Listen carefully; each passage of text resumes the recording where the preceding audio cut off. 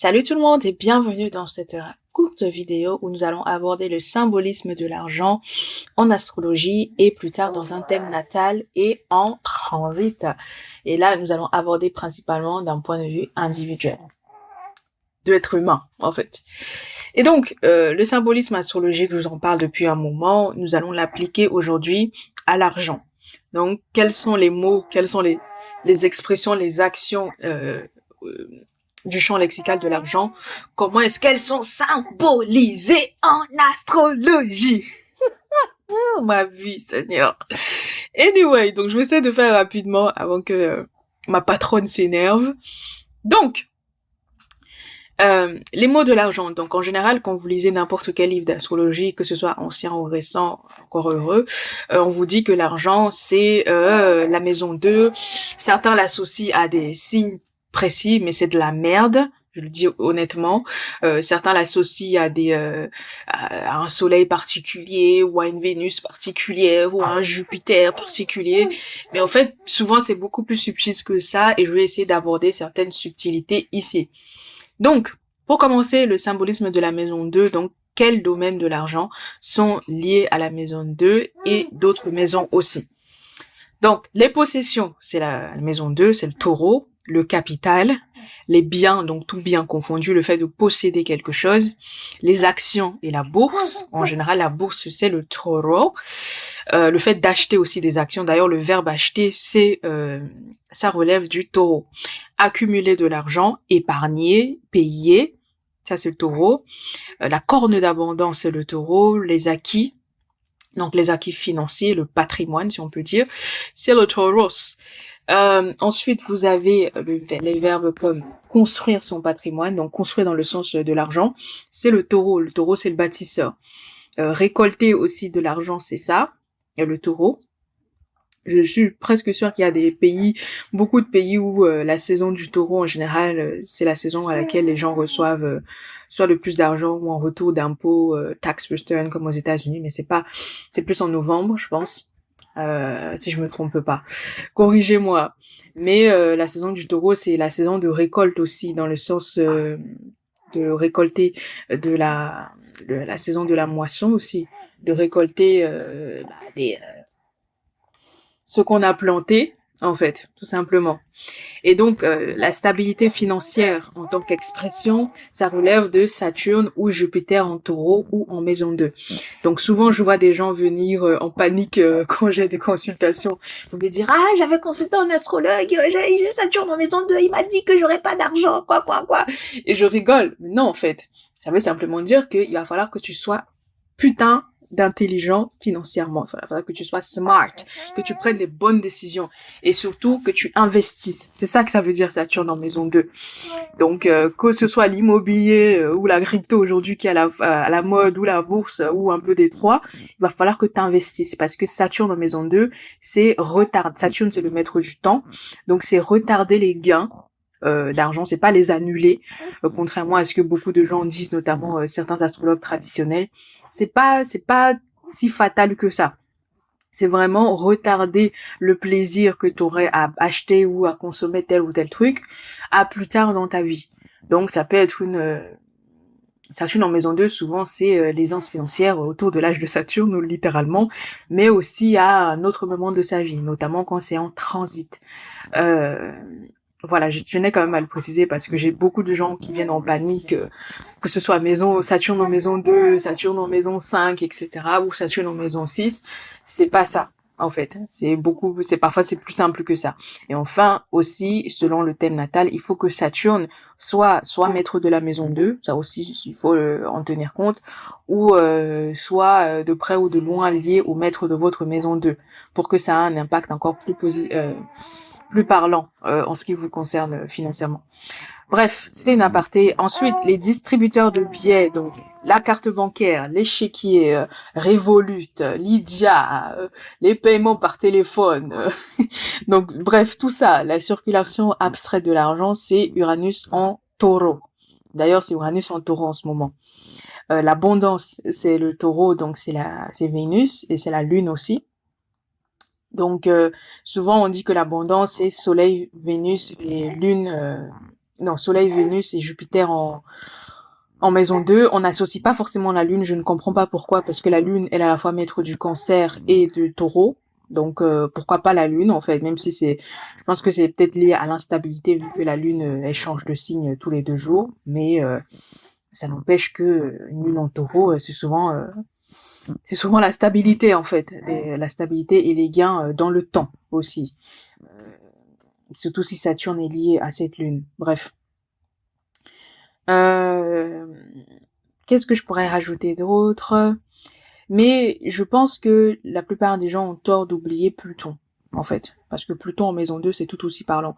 Nous avons Jay-Z qui a Pluton en maison 2, il est richissime. Après, ça veut pas forcément dire que toutes les personnes qui ont Pluton en maison 2 vont être amenées à être milliardaires, mais ça veut dire que Pluton en maison 2, c'est souvent des très gros gains financiers, donc par rapport à la situation précise d'une personne. Donc ça peut être quelqu'un, je sais pas, qui galère à trouver un métier et qui tout d'un coup trouve un super boulot et gagne de l'argent, ou alors une avance sur commission par exemple. Dans mon métier, je le vois souvent.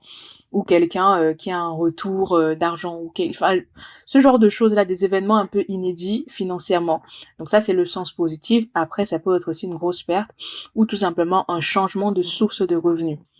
Et c'est une bonne transition pour vous dire que les revenus, donc le salaire, c'est-à-dire le fruit d'un travail, d'un effort, contrairement à la maison 8 où la maison 8 qui concerne les rentes, donc le fruit euh, le fruit d'un investissement c'est-à-dire tu achètes un bien, par exemple immobilier en maison 2, et toutes les rentes et l'argent passif, entre guillemets, parce que l'immobilier, ça a rien de passif, j'en sais quelque chose.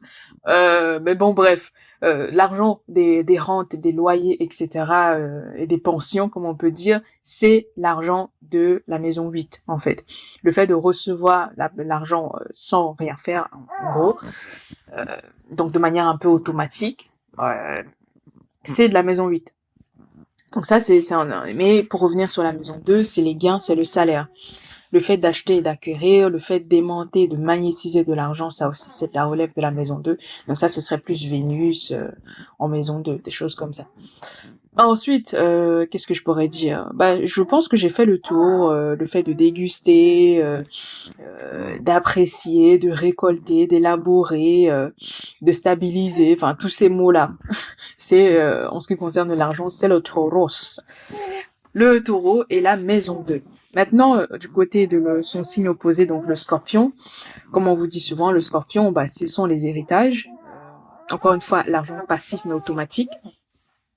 Ce sont les legs, les dons. Donc j'ai fait un épisode sur les héritiers et les personnes qui sont marquées par la maison 8. C'est souvent des personnes qui seront amenées à avoir de l'argent passif. Enfin, dans ce sens-là. La maison 8, vous savez très bien que ça signifie bien plus d'autres choses, mais on reste centré sur l'argent. Ensuite, donc ce sont aussi les fourberies, les cambriolages, les vols, hein, tout ce qui est illégal, je vous ai dit, les bandits et les truands et les rebelles et les hors-la-loi, tout ça, les trucs un peu flous là. Les trucs un peu flous en ce qui concerne l'argent, c'est Scorpio. Les scorpions, c'est aussi les taxes, donc les impôts. Quand on paye nos impôts, c'est la relève de la maison 8. Les sanctions, les amendes aussi, ben, avec la Vierge, Mercure en Vierge, c'est les impôts. Les contrôleurs de gestion, souvent, c'est beaucoup de Vierges, etc. Là où les signes, les banquiers sont plus les taureaux, les assureurs sont un peu taureau, scorpion entre les deux. Ils ont des aspects, par exemple, Vénus en scorpion ou je sais pas, le scorpion en maison 2, des choses comme ça. Ils sont très marqués par le scorpion, en général. Qu'est-ce que je pourrais dire d'autre? Voilà pour ce qui est de la maison 8. Maintenant, de manière, les autres choses comme les escroqueries, euh, ça c'est de la maison 8, évidemment, Neptune. Les dettes, ça c'est Mercure, Neptune, c'est plus un aspect qu'autre chose. Donc l'endettement, les dettes, le fait de redevoir quelque chose. Les remboursements, ça c'est plus Mercure. Aussi les contrôleurs de gestion, les inspecteurs des finances. Voilà. les commissaires aux comptes, hein, les comptes, des gens qui comptent. Alors, en ce qui concerne l'argent aussi, j'aimerais dire que le Gémeaux et le Sagittaire sont aussi importants dans le sens, le Gémeaux, c'est le signe de l'addition et de la multiplication, avec le Sagittaire, d'une manière plus subtile. Et la Vierge, c'est le signe de la division et de la soustraction. Voilà, donc c'est pour ça que c'est des contrôleurs des impôts et tout ça. C'est eux qui sont là à calculer l'argent qu'ils vont te prendre, vraiment. Après, je tiens à préciser quand même que ce n'est pas au sens littéral toujours. Donc, ne vous attendez pas forcément à avoir un contrôleur de gestion qui est G-Vierge. Mais il peut être marqué par Mercure. Il peut avoir Mercure à l'ascendant, Mercure au descendant. Il peut avoir, je sais pas, au moment où il est devenu par exemple contrôleur de gestion, il y avait Mercure qui passait sur le maître de sa maison 6 qui concerne le travail, ou la maison 2. Vous voyez ce genre de choses-là. C'est un peu dans ce sens-là, ou alors il y a les aspects maison 2, maître maison 2, maison 6 qui sont importants. Donc le travail, c'est la maison 6, la profession, et la maison 2, c'est le salaire. Voilou. Ou alors des aspects Mercure Scorpion aussi, Mercure Pluton, pardon, la 6 révélateur. Ça marche bien. Les charlatans, c'est les Gémeaux. Hein, je vous ai déjà dit quand j'ai parlé de la lune en Gémeaux, les gens qui vous escroquent là par téléphone ou ailleurs, qui viennent toquer à votre porte pour faire n'importe quoi. Ah là là, les Gémeaux. Non, pas les Gémeaux au sens littéral, je le précise quand même. Bon, je pense que vous avez compris. Vous êtes des gens intelligents.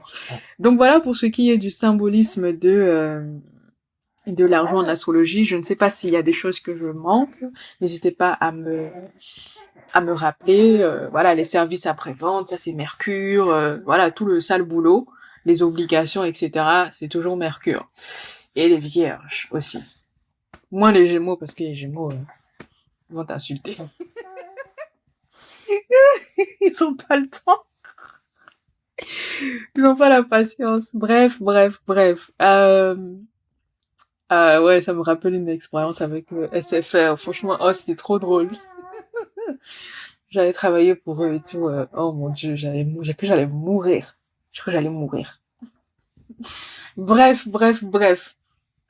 J'espère que ça vous a plu, ça vous a permis de comprendre un peu le langage de l'argent en astrologie et de savoir de savoir attribuer certains mots du langage courant aux signes.